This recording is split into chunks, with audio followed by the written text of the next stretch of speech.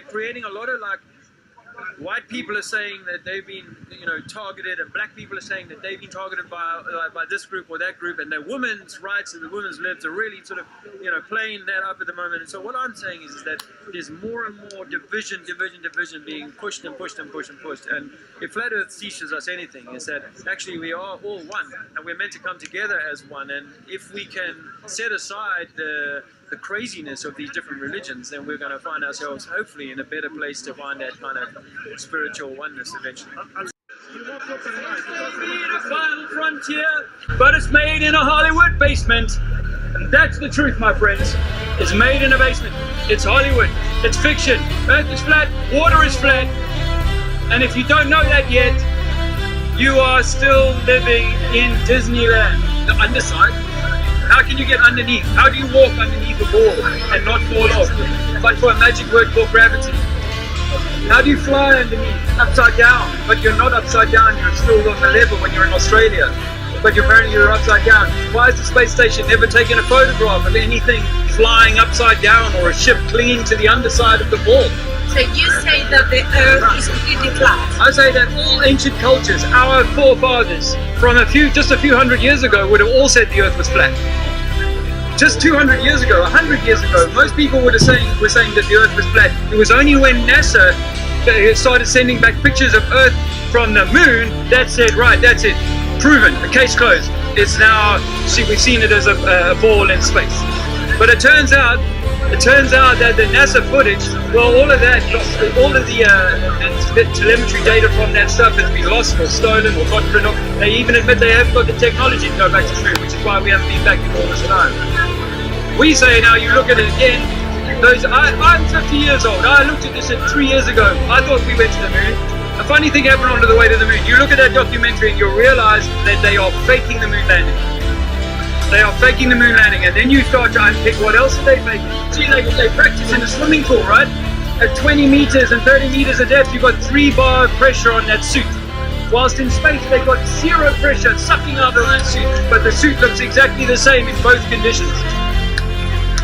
So I'm saying when I looked at Tim Peake, the British astronaut, he got up into space apparently, and he did a little flip for the camera. Well, I can see the harness. Go back and look at it on YouTube. You can see the harnesses are there. There's plenty of people who are picking these apart, and you see the cables holding them up when they're floating, but you start to realize that this might be all about you, that you may well be the center of creation.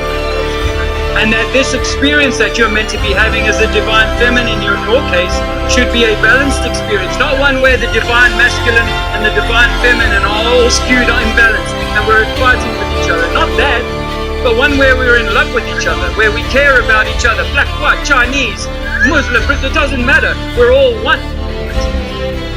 I would say that we could be the Christ having an experience here, but that experience, that light has been dulled from the day you were conceived and the day you were born, and then injected with vaccines and then poisoned with toxins in your food, in your water, in your air, and therefore in your television and your sport and your pornography. All of these things that I enjoyed myself for many, many years are things that are designed to rob you of your true sense of self and keep the divine masculine imbalanced. So I'm too alpha male, or I'm too beta male, or I'm such a hard-headed woman, I'm going to be the king of the CEOs of all the companies in the Docklands. See me on Forbes 500 because I'm a powerful this, I'm a powerful that. Fuck all of that. You're a divine creation of the Creator, meant to be having an awesome experience, sharing, loving, not fighting each other in some Darwinian scrabbling to get up ahead of each other. And that is what the ball does to your mind. It makes you a monkey. It took me months of reviewing everything that I'd learned to start to realize that, heck, they've lied to us about everything. But that your religion is saying that you are not important. Your government is saying that you are not important. Your king used to say that you were just a serf and not important. Your science says that you are not important. You are just a lucky strike that just happened to appear 4 billion years ago, climbed out of the pond, became a monkey, then was black in Africa, and now I'm white in Europe. That is a load of bullshit. I used to tell my children that, but that is a load of bullshit. I was created like I am, a white European man, and I am a man, and I'm happy to be what I am, and I respect every other person, human, for the experience that they're meant to be having here, but it's equally divine. I and you are as powerful as the sovereign we call the Queen in Buckingham Palace over the road. That's it. We are all equally powerful, but we have been convinced, cajoled, tricked, and traduced into giving that all away.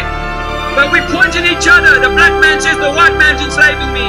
The white man in South Africa says the black man's enslaving me. The Muslim says the Christian is enslaving me. And the Jew says everybody's on my back.